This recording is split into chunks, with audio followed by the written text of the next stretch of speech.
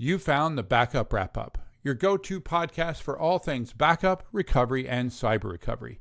In this episode, we're talking about Recovery Point Objective, or RPO, which is how much data that you're willing to lose when things go sideways.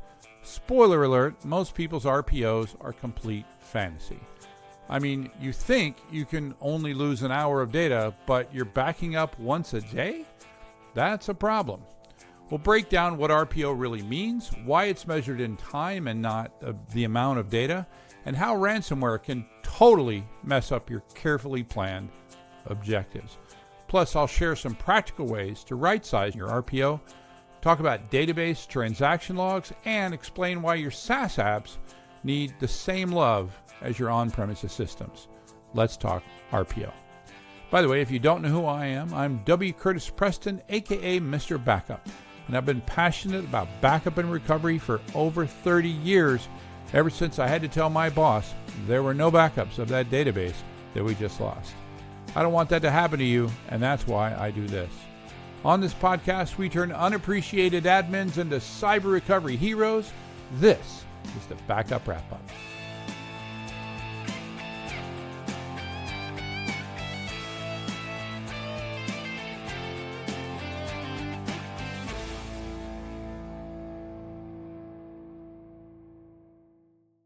Hi, and welcome to the Backup Wrap-Up. I am your host, W. Curtis Preston, a.k.a. Mr. Backup, and I have with me a guy who I called while laying upside down yesterday, Prasanna Malaiyandi. How's it going, Prasanna? I'm good, Curtis. And do you want to tell the listeners what you were doing laying upside down? I was underneath my Tesla for the first time since I borrowed it. Since I bought it 2 years ago, I made a boo-boo. And I did over here in California, I think it's worse here in California than other places. We have these when you go through an intersection, there's the big dips before and after the intersection. And you just seem to, I just think we don't get rain, but we get it in torrents. And so they have these huge dips at the beginning of many intersections. And if you're not paying attention, you can easily bottom out. And I found out after the fact that I apparently bottomed out so hard that the two bolts that held the little, they're like little 10 millimeter bolts, but the two bolts that hold on this what's that? Under tray. It's an under tray that's protects the undercarriage of the car. Yeah. I just sheared them off. And then for apparently a while, it had been held on by two other 10 millimeter bolts, which weren't screwed into anything other than the plastic fascia, right? Yeah. And so then at some point that, didn't work. And then, so that came off. So anyway, so I had to rip all that off and put it all in. And it wasn't until I did all this, I bought a new shield and I went to go screw it in there. And by the way, that meant lifting up a Tesla, which for the record, ain't no walk in the park. Yeah. That was interesting. But then I called you. I was like, FaceTime, and you're like, because I don't normally FaceTime. What am I looking at? You're like, what am I looking at? I'm like, look at the underside of my car. It is really weird, though, right? Like looking inside something like that I kind of know what I'm looking at when I'm looking at a gas car, right? Yeah. But there's all these parts, and none of them are familiar, right? I'm like, okay, I understand steering parts, right? Yeah. And so I had to, and I did ultimately, I had to buy, what's the part called? The stabilizer bar. The stabilizer bar, but then the bushing for the stabilizer bar, and then these two brackets that hold the bushing, that hold the stabilizer bar. That's what I had to buy. And amazingly, I got them for $15 each from Amazon, shipped in 2 days for free. Nice. So tomorrow, that is going to be your job. That is going to be my job. Luckily, now that I've figured all that stuff out, it'd probably be 20 minutes. The hardest part will be lifting up the car. Make sure that you have all the hardware before you take stuff apart. Yeah. Okay. What do you think you're dealing with here, mister? Just make sure that you have enough, because I don't know what you actually got with the kit versus what you might need when you put the brackets on. All I need is the bracket. I got all the other stuff, right? Okay. The thing is that when I went to do this 5-minute job, I realized that I had to take off more. other parts to get to, because I realized basically as I did this more and more, and I realized that by the time I was in, my recovery point was very different than what I originally had envisioned. But because just basically I lost so much more than I had originally planned to lose underneath my car. Yeah. So currently my car looks worse underneath than it did when I started. But that's okay. Sometimes you got to take a couple steps backwards in order to move forward. Sure, we'll do that. Or something like that. Hopefully you don't do that with a recovery point. So today we are talking about recovery point objective, which I would define very quickly as saying it's just how much data we agree we're allowed to lose as measured by time, right? So it's not like, what? Why would you ever lose data, Curtis? Isn't backup supposed to be never lose data? Yes. So we'll get to that. And also why, again, just like RTO, most people's RPOs are complete fantasy, right? So basically, again, it's as measured by time. So it's not like we agree we're going to lose 10 gigabytes of data or 10 terabytes of data. We agree that we're going to lose or allow to lose up to 12 hours of data, 36 hours of data, whatever the number is. And again, just like with RTO, which we just did an episode on recovery time objective. If you didn't see that one, then go, and again, you can watch these either on YouTube or you can listen to them on your favorite podcatcher. Is that different scenarios, different recovery scenarios will probably call for different RPOs, right? A ransomware scenario is probably, once again, possibly you're going to have to accept more data loss than you would in just a regular recovery, right? A regular loss of a server or whatever, right? Well, why? Well, because you might find out that even some of your backups are corrupted, right? That you've been backing it up for a week and some part of it was encrypted 2 weeks ago, right? And so you might have to recover to some older backup, right?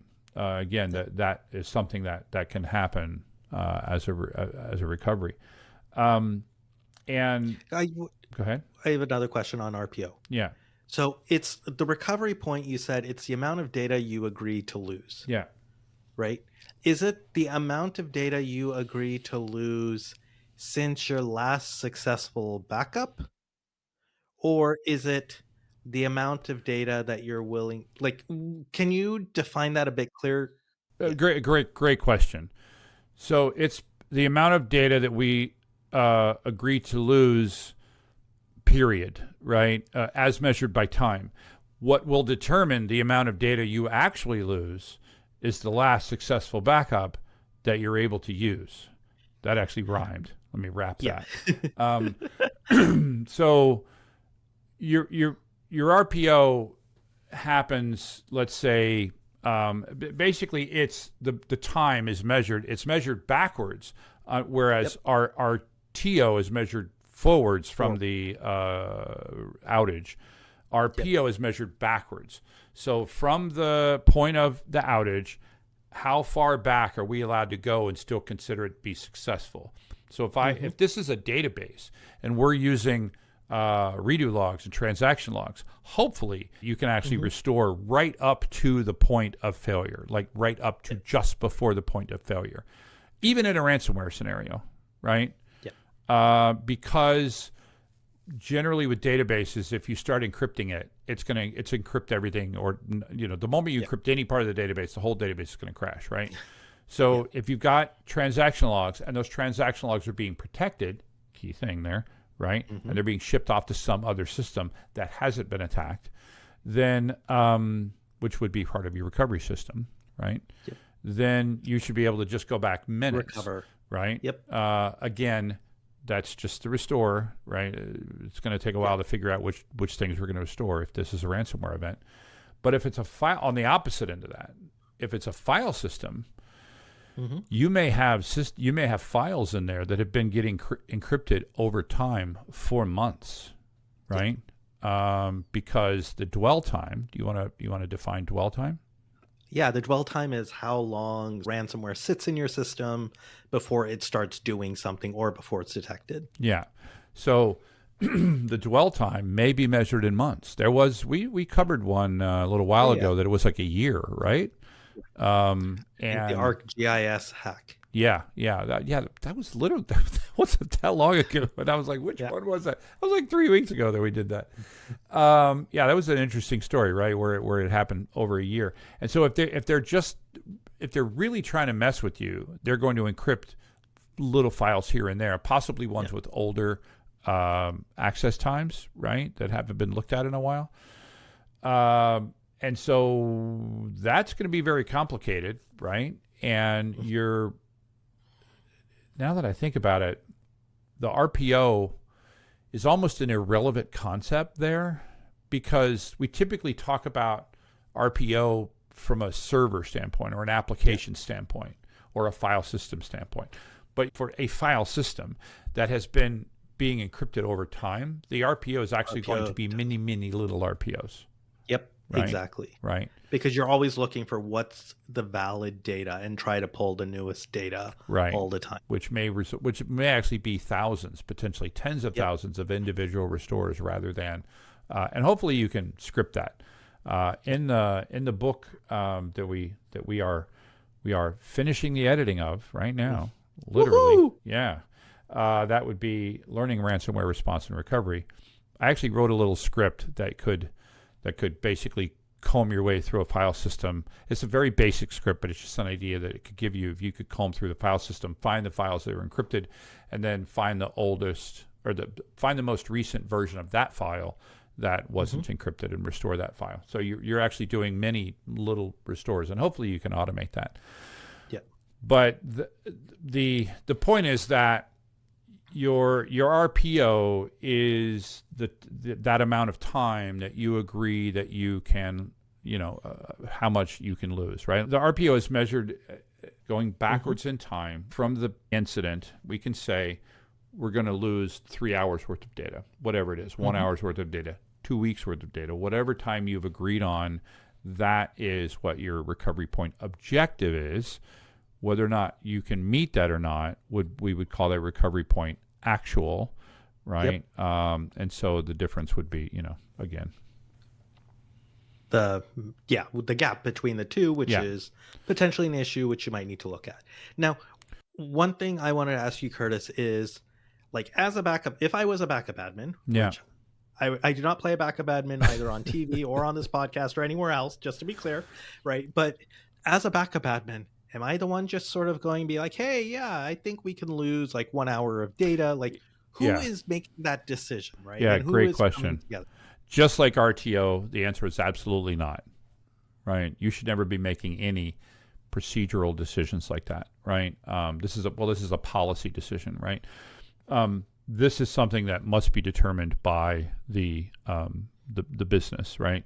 Because the longer the RPO is, the more work you're going to have to redo. So the question is, how possible is it that we can redo this data, right? So if it's if it's customer records, if it's a customer database of orders, is there some other system that you have where you've, whenever you do an order, you do a PDF of the order. You email that PDF to the customers. How much effort is it going to take us to go back into all of our outgoing emails from the CRM system, look at all of the invoices for all the orders that we said we were going to send, and then double check those against the orders that, you probably don't have to double check it too hard. You can say, the incident happened today at noon. We had to recover to yesterday at midnight. So we have all the emails between those two different times, and then go and just re-enter those orders manually. There is a cost associated with that. Number one. Number two, you may have systems where there isn't a backup, right? You may have an e-commerce site where customers can go to that site, put in requests, and then that issues, an order. And now no one's actually seen any of this stuff, right? No one's looked at this stuff. And then an outage happens. That is irreplaceable data. You're never going to get that data back, right? And so again, that will be measured both in terms of perception, business perception, and also there may be actual loss of revenue. Yep. Now, quite possibly, what will happen is you will get a phone call from somebody going, "Hey, man, where the hell's my thing? I asked for my thing, and it's not there." Or like, let's say, I order from Amazon a lot. I went back into my account, and I know I ordered a whatchamajigger yesterday, and it's not even. Not only do I not have it yet, it's not even listed in my orders. What the hell happened? So you might get some of that business back, but you will suffer a severe reputational damage. Yeah. Yeah. And so this is the amount of data you could lose. Now, I'm sure if you went to the business, right, and this is coming from the business, right, they're probably going to tell you, I can't afford to have any data loss. Yes. How, as a backup admin, are you supposed to respond to that question? Well, you say, well, the first thing you say, well, our current ability, right, based on testing, we've done testing, right, because you're always going to be doing testing, right? Yes, okay. Hopefully, yes. Yeah, so hopefully we've done testing, and we've figured out that based on our current system, right. So if you're having this conversation for the first time, right, I listened to this podcast, and Curtis and Prasanna said I need an RPO and an RTO. You ask it, and they go, it's 0 and 0. You say, okay, good job. Thanks for giving me a number that I can work with. And then you say, well, we can currently do 3 weeks. So let's meet somewhere in the middle, right? Yeah. And just like with our TO, we want to see if we can pull them back. But you should be able to pretty much, short of 0, right? You will always lose some data, and it will always take some amount of time to do the restore. Even if it's an instantaneous restore, there's still some time, especially if we're talking a ransomware attack. Because again, you're going to spend most of your time figuring out what you need to restore. You say to them, okay, if what you want is 0, which I'm going to translate into or less than 1 hour, right? Yeah. If you want less than 1 hour RPO and RTO, then we're going to need to do this. And this is, and I've gotten a ballpark number, and it's going to be $20 million, right? And then they go, okay. Yep. Right? Or maybe they go, holy crap, no. 1 day is good. Yeah. Yeah, one day is good. Either they adjust their expectations, right? Yeah. Or they give you the money. Right? Yep. Or somewhere in the middle, right? They adjust their expectations, but they give you less money. And you may be surprised, what they may do, because the RPO and RTO are determined by how much money, what's the financial impact to the organization going to be. And you have to, like, if it's just a reputational impact, you have to measure that in terms of money. And if you say, look, we're a company that currently generates $50,000 a month in revenue, right? So we're, that's $600,000 a year. We can't spend $3 million on a backup system, right?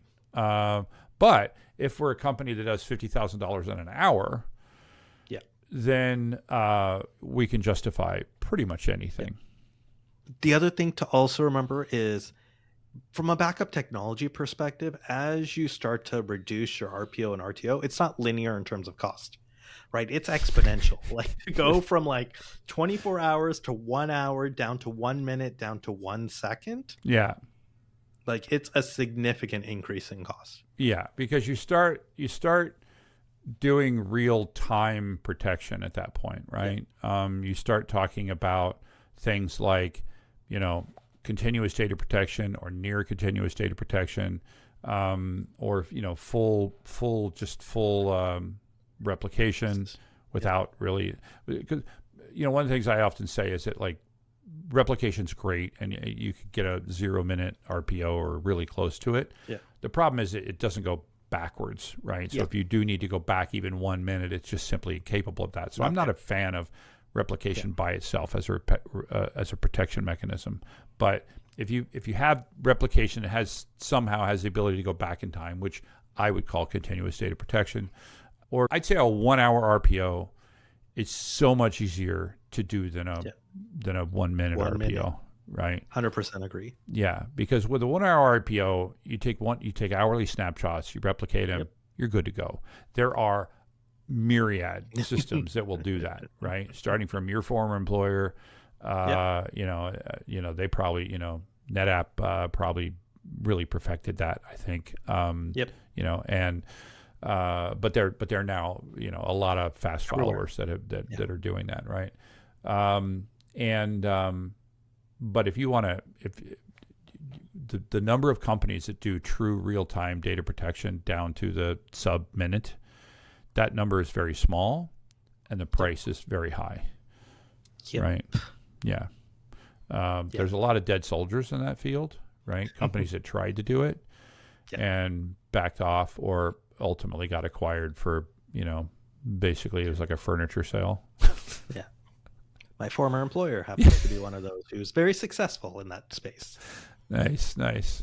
So the number one thing that determines your RPO is going to be your backup frequency, right? So if you're backing up once a day, twice a day, well, most people do once a day, right? Which means that the best you can do, right, is 24 hours, right? Now you might get lucky and you fail like right after a backup. So you might get lucky there, right? But the best that you're going to be able to do in most cases is 24 hours. That's assuming that last night's backup worked. Yep. Right? Which, as you know, isn't always the case. Isn't always the case. Well, and here's an important question that I've always had. Okay, so you finished a backup yesterday, right? Say the backup, it was a snapshot-based backup. It started at midnight yesterday. Yeah. Right? And it takes 2 hours to transfer the data. So it finished at 2 a.m. Your backup, your recovery point objective is midnight. Yeah. Right? Because that's when the your recovery point. Your recovery point is midnight. You said it started at midnight and then it replicated it? Yeah. Okay. Now, well, that's assuming that, because are we taking it every hour? No. Once a day. Oh, once a day. Okay. Yeah. Okay. Okay. So now the next backup will happen at the next midnight. Yeah. Right. And until it shows up, which let's just say it takes 2 hours. Yeah. The recovery point you use is a previous night's midnight one. Correct. So technically, even though your backup frequency is set for 24 hours, your RPO may actually exceed your backup frequency.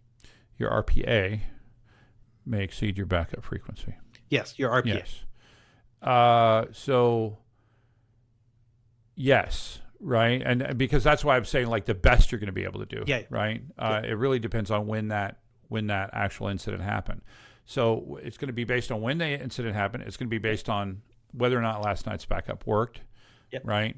Do you do backups on the weekend? I hope so, right?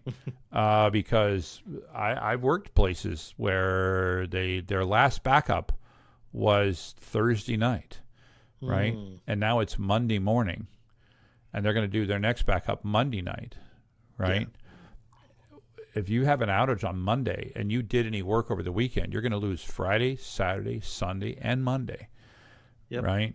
So it's determined by your backup frequency, and then any failures, which again only you can prevent forest fires. Sorry, that came out. Only you are going to know what your actual real recovery time or recovery success rate is, right? And also, if backups get corrupted, anything like that, especially if backups get corrupted by, ransomware, anything like that, right? That's a good question. So how do people actually test their RPO in order to determine their RPA?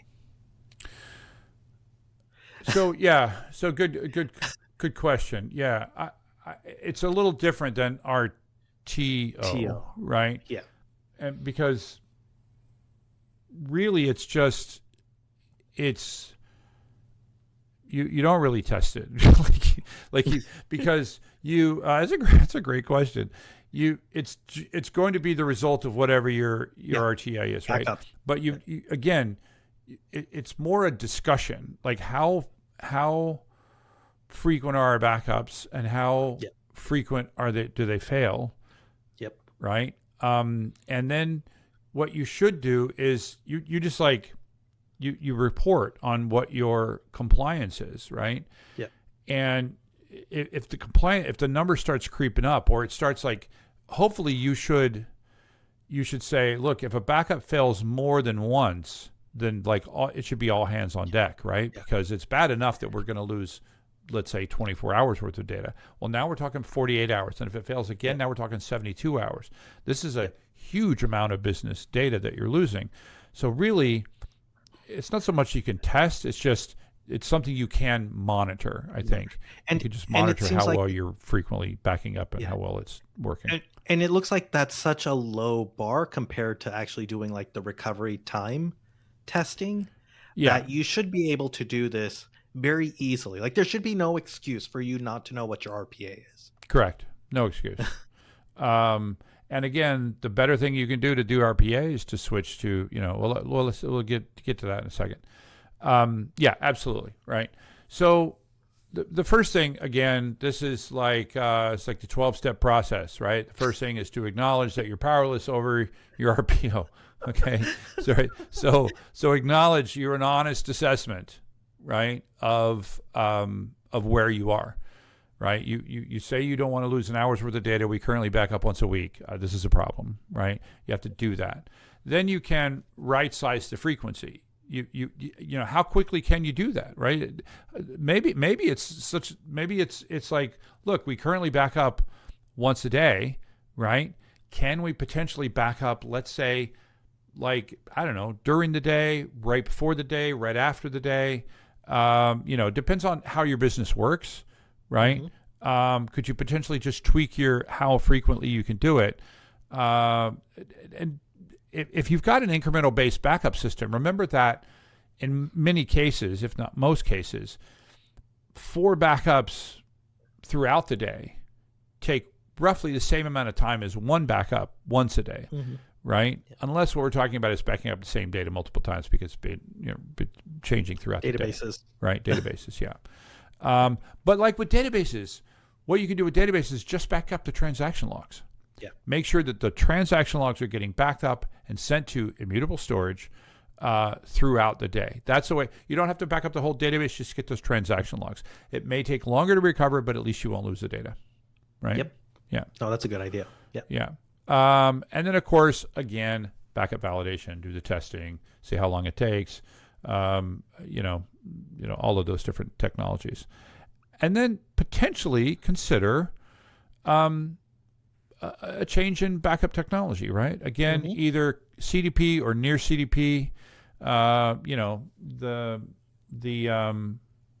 These are things that are your friend. Generally speaking, many, if not most of those, are storage based, meaning that you will need to go to a different type of storage system in order to get snapshot-based backup. That's not 100% true, but there are systems like DataCore, right? And I'm sure there are others where it can work with your existing storage. But in most cases, what people are doing is they're saying, we're going to buy product X, right? And we're going to get snapshot-based backup. We're going to do snapshots plus replication. And just one final note on the RPO and sort of changes in the technology. Make sure you're taking into account your SaaS applications. The RTO is going to be very different from SaaS apps, right? Especially if the app itself is down. But just make sure that you're also looking at your SaaS apps like Microsoft 365 and Salesforce, where you're generating data throughout the day. Are there ways that you can incrementally back that up as well throughout the day? The more modern backup technology that you're using, the easier it will be to meet your RPO. And because many, if not most, modern backup applications or SaaS backup applications, they're doing deduplication-based, replication-based, very minimal incremental backups throughout the day, stored in such a way that you can very easily restore right up to the point of failure, assuming we're not talking about ransomware, right? Yeah. So just make sure you're taking all of the different parts of your environment into play. Any thoughts? No, I think that's, I was actually wondering, because in the RTO episode, we didn't bring up SaaS apps, so. Yeah. Well, because, It's okay. no, that's a good point. Yeah. I mean, again, whatever you have, whatever your environment is, you should be testing recovery of that thing, right? Yeah. And SaaS apps are not special. What's that? SaaS apps are not special. They should follow they the are exact same special, things and that people think they're special, but they're not special. They're just the same. They have you are as responsible for that data. And by the way, Microsoft finally gave in. They're now offer a backup service at an extra cost. To me, that's admitting the fact that you need a backup service. And I would prefer, and again, nothing against Microsoft, right? They do a great job with Microsoft 365. I would still personally use a third party for the backup. I would, and that's Salesforce. Salesforce has a backup service. I would use somebody else for the backup service. And that's not just because I used to work for one of the companies that had one of those backup services. It's just, sometimes when we read these stories about things that happen at vendors, we're like, oh my God, I can't believe they did that thing, plus that thing, plus that thing. And then if all of those things, it's like when I think about like what happened at OVH in France, and you're like, oh, it's that thing, plus that thing, plus that thing. So not only did they have like these container-based storage things, and not only did they have the, and they were sharing power, and they were sharing, the backup system was sitting right. They said it was physically separate, and by physically separate they meant it's over there, right? It's like, it's on the other side of the container. You're just like all of this logic. When the logic is bad, that bad logic can extend to, and so again, not to pick on Microsoft, but they're not perfect, right? This is a company when Microsoft 365 went down simply because somebody forgot to renew the certificate, right? Again, they're not perfect, right? And the people that you have that administer the apps are not perfect. So I would prefer to have it as a third-party app, but anyway, I digress. All right. Well, thanks for chatting about RPO. Thank you, Curtis. And hopefully everything turns out okay on the Tesla. Right. And I might expect FaceTime, I'm guessing, tomorrow. maybe not. It'll be showing you the picture of the beautiful underside of a completed project. All right. Thanks, folks, for listening. If it wasn't for you, I don't know why we do this. So that is a wrap. The Backup Wrap-Up is written, recorded, and produced by me, W. Curtis Preston. If you need backup or DR consulting, content generation, or expert witness work, check out backupcentral.com. You can also find links for my O'Reilly books on the same website. Remember, this is an independent podcast, and any opinions that you hear are those of the speaker and not necessarily an employer. Thanks for listening.